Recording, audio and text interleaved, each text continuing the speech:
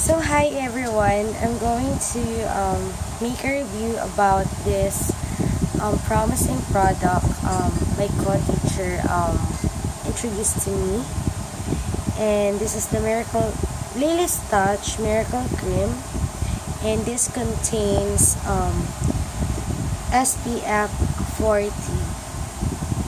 Yan. So recently kasi nagtatanong ako sa kanya kung ano bang sunblock yung gamit niya. Kasi sa current location ko, kasi ako nagtuturo, super init. So yung travel time pa lang, exposed ka na sa sun. And yun, sa school mismo, mainit. So yung SPF 40, this is enough to protect my skin. So, pasensya na sa boses ko po kasi paus po ako. Nakaawat ng mga bata. Yan. So, it says here that this cream is rich with whitening and anti-aging ingredients. So, this will make our skin lighter, smoother, and brighter in 7 days. So, currently, 6 days ko, 6 na araw. And the good thing is that most of the people around me are telling me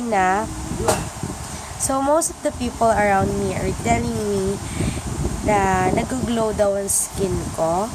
So yung mga co-teachers ko as well as my students, sabi nila, "Ma'am, gumaganda ka." Ewan ko kung bola yon or dahil kay Miracle Cream. So, I got this for only 450 yata, dun sa Assure. Pero hindi po siya lalagpas ng 500 pesos. So, tignan po natin yung laman. Okay, ganito po yung laman niya.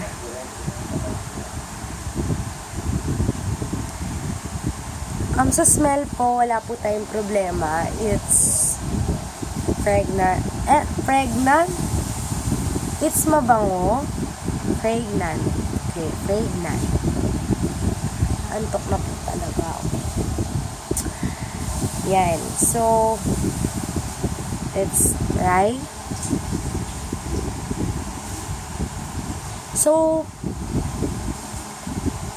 sa akin, feel ko, the effect is like BB cream.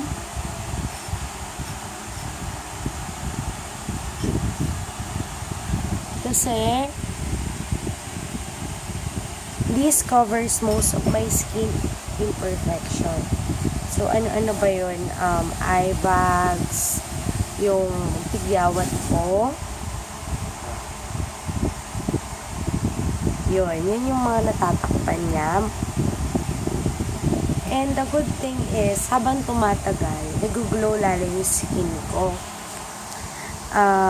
Hindi na ako make-up pagpasok sa school. Kasi what I'm doing is, right after applying my Eye White Clea Aqua Moisturizing Cream, dun ko na siya ina-apply. So, my skin is a combination type of skin. So, may dryness dito sa bandang cheeks, tsaka sa, dito, sa bandang kilay. So, naisip ako mag-apply ng moisturizer para magpantay lang yung moisture sa mukha ko. Yun, then ina-apply ko na sa Miracle Cream. Then, yung setting powder ko is yung Johnson's powder. So, nilalagay ko lang sa face ko. And, yun. Yung oiliness, it lasts around mga 4 hours. Then, kasi break ko by 2 p.m. So, doon lang ako nakakapag-retouch. Powder lang din po ang retouch ko. So, dump lang din ng powder. Then, yun. hanggang gabi na po yun, hanggang pag-uwi ko ng bahay. So, for me,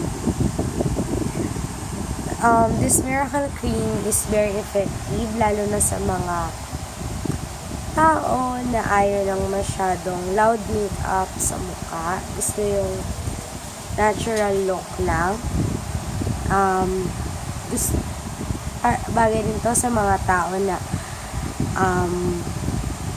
gustong fresh look,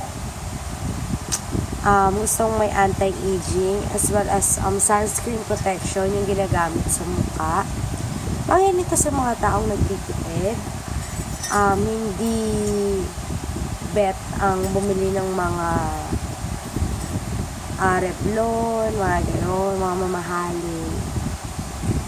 Sabi ng Coco teacher ko, this miracle cream, nagtatagal daw sa kanya ng 2 months. I don't know kung magtatagal siya sa akin. Kasi, as per the labels here, you need to apply twice daily. Kaya ako sinusunod ko yun. Twice daily ako naglalagay. So, that's all for today. Thank you for watching this short review about this cream. So, if you have any questions regarding this, feel free to comment down sa comment box. If you want to subscribe na rin po.